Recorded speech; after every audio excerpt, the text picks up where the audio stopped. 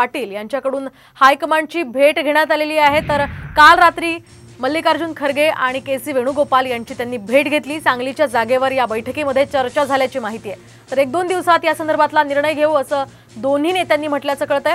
आणि थोड्याच वेळात आता विश्वजित कदम आणि विशाल पाटील, महाराष्ट्राचे प्रभारी रमेश चन्नीथला तसंच मुकुल वासनिक यांचीही नागपुरात भेट घेणार आहेत। आताची ही महत्त्वाची अपडेट आपण पाहतोय। या संदर्भात आपण अधिक माहिती जाणून घेऊयात आमचे प्रतिनिधी प्रमोद जगताप यांच्याकडून। प्रमोद, काय सांगाल, विश्वजित कदम आणि विशाल पाटील यांनी हायकमांडची भेट घेतली आहे, काय नेमकी चर्चा झाली आहे, काय या संदर्भातली महत्त्वाची माहिती?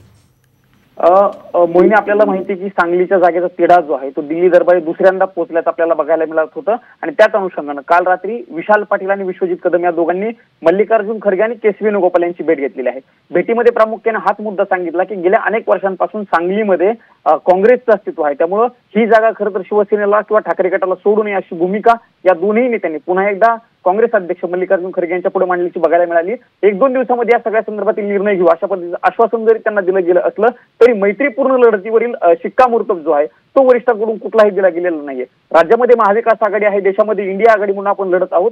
त्या पार्श्वभूमीवरती मैत्रीपूर्ण लढत करायची की नको करायची, जर ती केली तर त्याचा फायदा इतरांना होऊ शकतो, भाजपला होऊ शकतो, अशा पद्धतीची भूमिका खरं तर वरिष्ठांनी मांडल्याची देखील एक माहिती सूत्रांनी दिलेली आहे। त्यामुळे मैत्रीपूर्ण लढत सांगलीमध्ये होते की नाही हे बघणं महत्त्वाचं असणार आहे। पुढच्या काही मिनिटांमध्ये हे दोन्ही नेते रमेश चन्नीथला जे महाराष्ट्राचे काँग्रेस प्रभारी आहेत त्यांचे आणि के.सी. मुकुल वासनिक या दोघांची भेट घेणार आहे। त्यामुळे सांगलीच्या जागेचा तिढा पुढच्या 1-2 दिवसात सुटतो का हे बघणं महत्त्वाचं असणार आहे। नक्कीच प्रमोद, तर हा तिढा कधी सुटेल हेच पाहणं खरं तर महत्त्वाचं आहे। धन्यवाद तुम्ही दिलेल्या या सविस्तर माहितीसाठी।